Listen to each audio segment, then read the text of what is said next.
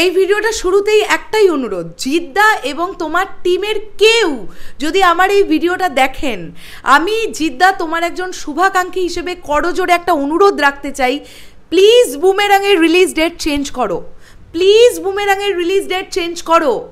কেন বলছি এই কথাটা? নমস্কার বন্ধুরা, আমি পৌশালী, চলে এলাম আরও একটা নতুন ভিডিও নিয়ে। আজকেই আমরা জানতে পেরেছি ইলেকশনের ডেট কিন্তু আজকেই ঘোষণা হয়েছে, অর্থাৎ আমরা জানতে পেরে গেছি যে কবে আমাদের নির্বাচন। তো এই বিষয়টা জানার পরে বুমেরাং আবার কিন্তু প্রচণ্ড চাপে পড়বে যদি ইমিডিয়েটলি রিলিজ ডেট চেঞ্জ না করে। 10th মে বুমেরাং রিলিজ ডেট, আর অলরেডি ইলেকশন পড়েছে 7 তারিখ 13 তারিখ, তার মাঝখানে বুমেরাংয়ের রিলিজ 10ই মে। ওই সময়টাতে প্রচুর লোক ঘরবাড়ি থেকে বেরোন না, অবশ্যই বেরোন না। অনেকেই ইলেকশন চলাকালীন ঘরের মধ্যে থাকতে পছন্দ করেন, কেননা সত্যি বলতে কি আমরা জানি যে কোনো জায়গায় যে কোনো মুহূর্তে দাঙ্গা মারামারি ঝগড়া হবেই। এখন ব্যাপারটা হচ্ছে এই সময় এরকম একটা ভয়ঙ্কর পরিবেশের মধ্যে যদি বুমেরাং রিলিজ দেওয়া হয়, তাহলে বুমেরাংও কিন্তু মানুষের মতন একটা ডিজাস্টার হতে চলেছে, যেটা আমরা কেউ চাই না। এরকম একটা এক্সপেরিমেন্টাল প্রজেক্ট, জিদ্দা ইমিডিয়েটলি রিলিজ ডেট চেঞ্জ করো, এটাতে কোনো অসুবিধে নেই, কেননা তুমিও একজন ভারতীয় নাগরিক, আমরাও ভারতীয় নাগরিক। ইলেকশনের ডেট সবে মাত্র আজকেই আমরা জানতে পেরেছি, আমাদের সঙ্গে তুমিও জানতে পেরেছো। এর মধ্যে তুমি যদি মনে করো তুমি তোমার ছবি রিলিজ দেবে না, তাতে কোনো ভুল নেই। সব থেকে আনন্দের বিষয় এবং সব থেকে বুদ্ধিমানের কাজটা এটা হবে যে রিলিজ ডেটটাকে নয় আরেকটু পিছিয়ে দেওয়া হোক, আর নয় টুক করে ঈদে নিয়ে চলে আসা হোক বুমেরাংকে। কোনো প্রবলেম নেই, মির্জার সঙ্গে বুমেরাংয়ের ক্ল্যাশ হওয়ার কোনো ব্যাপারই নেই।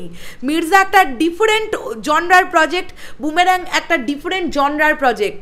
ঈদ মানে জিদ্দা আমরা জানি, যদি বুমেরাংয়ের সব কিছু রেডি থাকে, আমার করজোড়ে অনুরোধ, ঈদে নিয়ে চলে এসো বুমেরাংকে, কোনো প্রবলেম নেই, কোনো অসুবিধে নেই, এটা আমার অনুরোধ। মানে এরপরে না যদি বুমেরাং আরও পেছোয়, তাহলে কি আমরা 2024-এও জিদ্দাকে একবার পাবো? মানে যাও বা 2023-এ আমরা দুবার পেয়েছি, চেঙ্গিজ এবং মানুষ, 2024-এ কি তাহলে জিদ্দার একটা প্রজেক্ট? মানে আমি তো অ্যাটলিস্ট ওনার ফ্যান হিসেবে এটা নিতে পারবো না। তো যদি সব কিছু ঠিকঠাক থাকে, ঈদে চলে আসো জিদ্দা, কোনো প্রবলেম নেই, অসুবিধেই নেই। যাদের যে সিনেমা দেখার তারা এমনিই দেখবে। এর আগে আমরা এরকম ভুরি ভুরি দৃষ্টান্ত দিতে পারি, উদাহরণ দিতে পারি যে একসঙ্গে দুটো সিনেমা ভালো বিজনেস করেছে, আর যেখানে সেম জনরা নয় সেখানে তো ক্ল্যাশের প্রশ্নই আসছে না। মির্জা একটা অন্য ধরনের সিনেমা, বুমেরাং একটা অন্য ধরনের সিনেমা। তাই আমার মনে হয় জিতবিহীন ঈদ যেমন আমরা ভাবতে পারি না, আমার মনে হয় যে 2024টাও সেরকমই থাক। ঈদে জিদ্দা চলে আসুক বুমেরাং নিয়ে, বা যদি ঈদে না আসতে চাও ঈদের 1 সপ্তাহ বা 2 সপ্তাহ পরে এসো, কুরবানি ঈদের সময়টাতে নয় প্লিজ।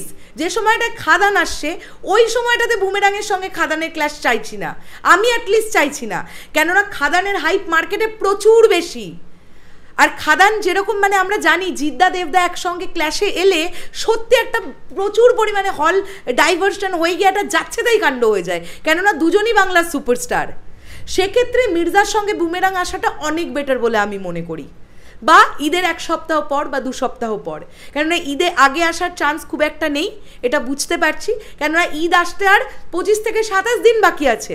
মির্জা চরমে প্রমোশন করছে, জিদ্দা আর একটু দেরি না করে বুমেরাংয়ের প্রমোশন শুরু করো, বুমেরাং নিয়ে চলে এসো, অবস্থা বুঝে ব্যবস্থা। এই প্রবাদ বাক্যটার সাথে তো আমরা অভ্যস্ত, আমরাই তো মানুষ, আমরা সব পারি।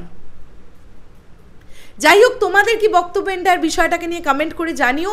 আমি সত্যি বলছি, আমি চাই না মানুষের মতন বুমেরাংয়ের অবস্থা হোক। জিদ্দা এতদিন পরে নিজের জনরা শিফট করেছেন, এত বড় একটা মানে এক্সপেরিমেন্টাল প্রজেক্ট এটা। এআই আমরা দেখতে পাবো, এআই এর ব্যবহার, আমরা এত উন্নত টেকনোলজি দেখতে পাবো। মানুষ যদি সেই সিনেমাটা দেখতেই না যায়, এমন একটা সিচুয়েশনে কখনো বুমেরাংকে রিলিজ দেওয়া ঠিক হবে না, যে সময়টাতে ইলেকশনের ঝুটঝামেলা থাকবে। পরিষ্কার কথা। তোমাদের কি বক্তব্য কমেন্ট করে জানিও। শেষ করলাম ভিডিওটা, এটা একটা অনুরোধ ভিডিও ছিল, প্লিজ প্লিজ।